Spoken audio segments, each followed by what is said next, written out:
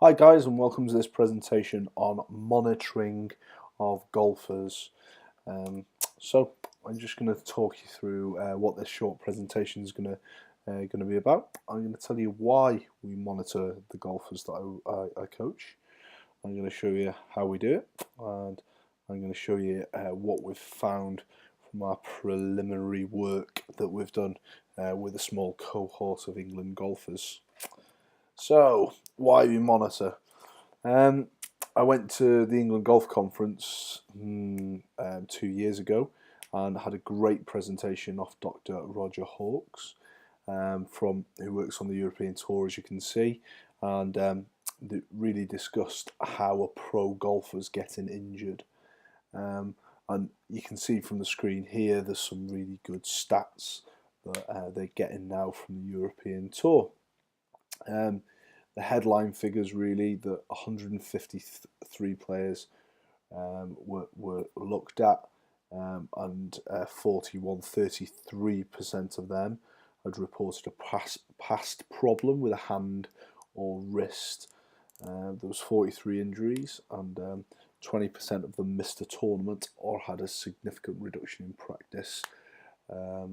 So that's really important and meaningful stats. However, when I was chatting to Roger, I said, what sort of volumes of golf are the players playing? Are we seeing these injuries down to competition, down to training, or practice demands, I should say? And where are we at with the type of volume that the players are doing? And we discussed it for a while, and Roger had no conclusion on how much the players were playing because nobody's ever monitored it before. So on that note, we took it upon ourselves to crack on and do some monitoring. So this lovely chappie I should really credit for helping us in this project is Steve Astle, who's one of the England golf coaches that I work with. So Steve contributed his time to this project, and it was actually Steve's golfers that we monitored. I work closely with Steve as his strength and conditioning coach. We Skyped and we chatted and came up with a lovely format. But the third person who was in the mix was this young gentleman here, who is the physio for England Golf, Dan Coughlin, and he tells me this is the biggest stick he's ever found while he was on holiday. So yeah, it's good stuff. But during the Skype conversation, we got to the real nuts and bolts of keeping the monitoring really simple. If we overcomplicated it, we felt that the data we got back might be skewed somewhat, and we really wanted to make it simple and effective for the girls who were used to record the data. So this is how we did it. We came up with a spreadsheet which we gave to the girls, which tracked them every month, and we asked them to record balls hit in short game. Oh, excuse me, guys. I apologise. Just recovering from flu. So yeah, we asked them to record the balls hit in the short game, so the number of balls hit they hit. We also asked them to record the long game, the number of balls that they hit. Then we quantified time on the green in minutes. We felt that this was a better reflection rather than how many putts they took. Then we looked at how many holes they played in practice, how many holes they played in competition, and then just a simple yes or no, were you injured on that day? We didn't delve any deeper into the what the injury was, just were they injured? Um, Sorry, I should have clicked on so you could have seen it a bit closer. And we just asked the girls to be as honest as possible with their reflections upon it, and we explicitly told them that it wasn't a selection tool, that we weren't doing it to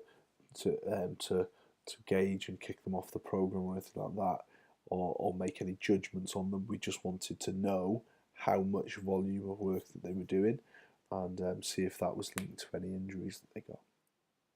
So just told you that. And 7 girls were asked to do it. I failed to admit to tell you that. Interestingly though, only 3 of them completed up until I think it was September when I compiled this presentation.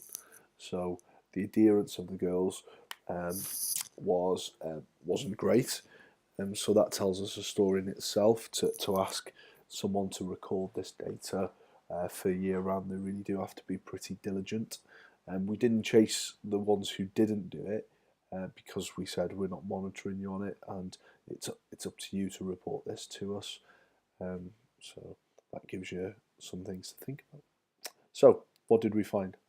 Well, the 3 girls, I need to credit them: Louisa Brunt, Belle Wardle, and Lauren Green, who's in the top right hand corner.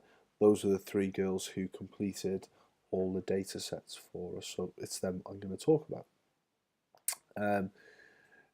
Average totals, annual totals from January to August 2015 were, as you can see in the graph in the table presented. So the interesting thing for me is when you compare the 3 girls in a nice little graph like this, and you can see, well, Brunty's done a significant amount more of total volume than the other 2 girls. Just rough maths, it's almost double, isn't it? So what we don't know at this point is whether Brunty is doing an excessive amount or whether she's doing a low amount and the 2 girls, Belle and Lauren, are just doing a really low amount, or whether the norm is what Belle and Lauren do and Brunty's doing an excessive amount. All we know is what you can see on the screen. But it really tells us something significant as well, that data. So then we break that down into Loz's annual totals. You can see the bottom right hand corner, she wasn't out for any days at all injured. Then if we flip over to Belle's totals, significantly you can see she had 45 days out through injury. And then if we go to Brunty, remember Brunty was the young lady who had the most volume. The other 2 girls were pretty equal. She came out with 23 days injured during the year. So if we delve a bit deeper into the data, we can see balls versus course and holes played. So there's a significant difference between how many balls they were hitting and how much time they were on the course. Granted, the way we record it in reflection, I probably would do it differently. And this graph would look different. Is that we didn't record when they're out on the course how many shots they were taking. We just recorded holes, and then when you compare that to balls hit, it gives you a little bit different representation. But you can see that still, again, Brunty is doing a lot more volume than the other 2 girls, who are almost evenly matched in terms of their balls hit volume. But then Belle was not far behind Brunty out on the course, playing holes, and Lauren was bringing up the rear on actually playing golf holes. Practice holes versus competition holes.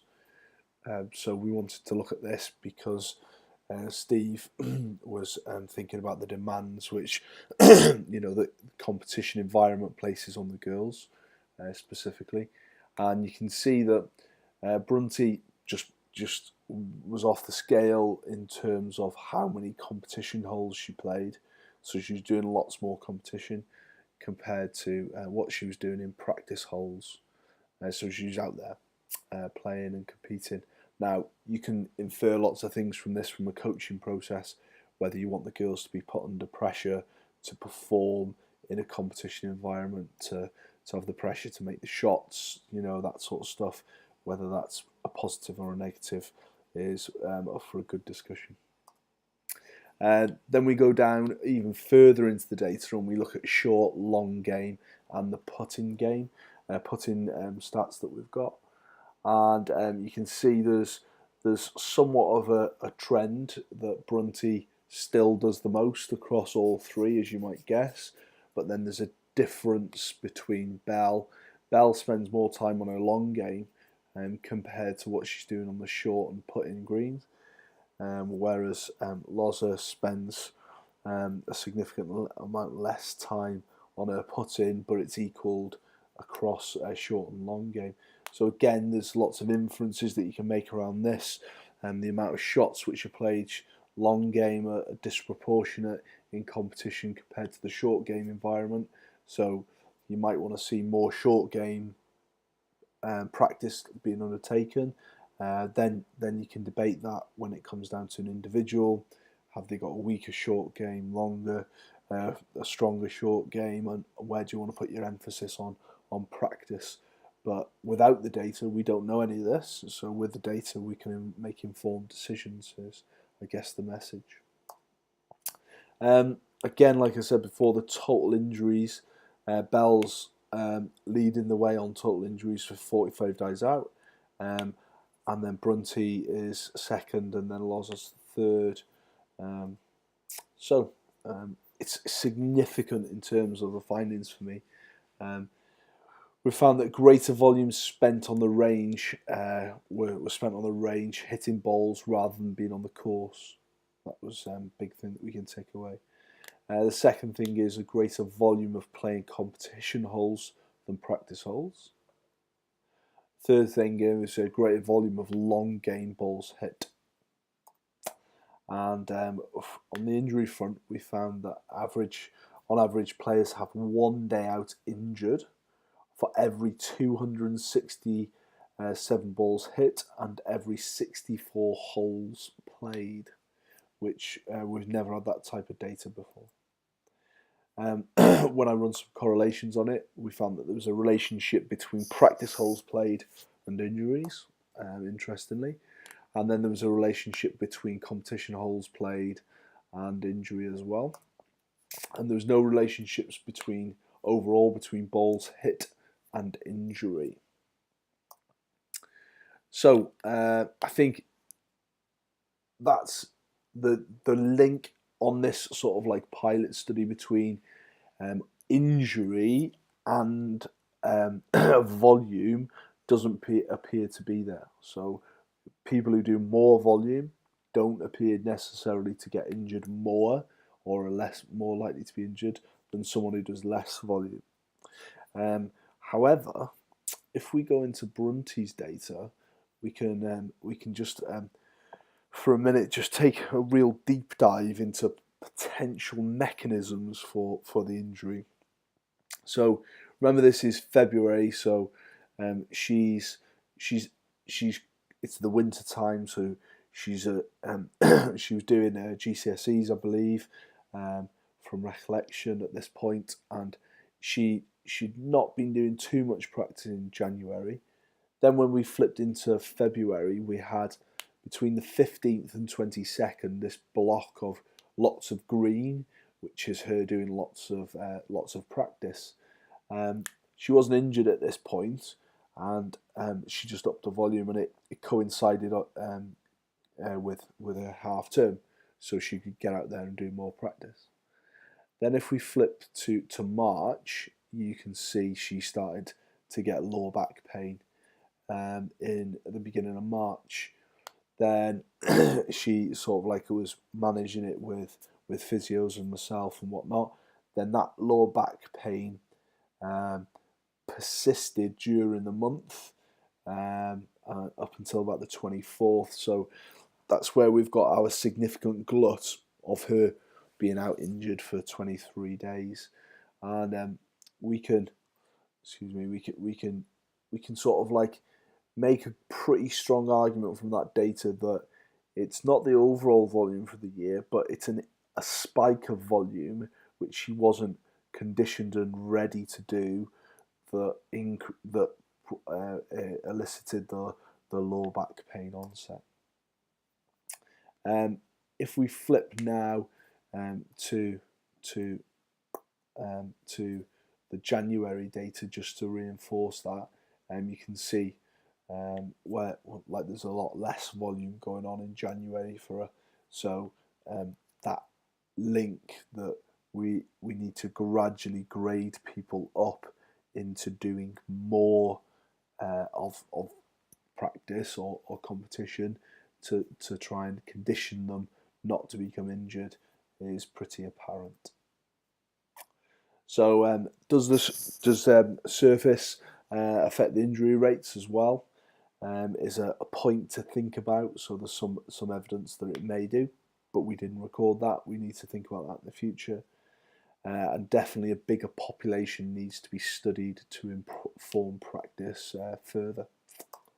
So I think the future for definitely for tracking and monitoring is to move away from the Excel spreadsheet and go into like an online app version platform.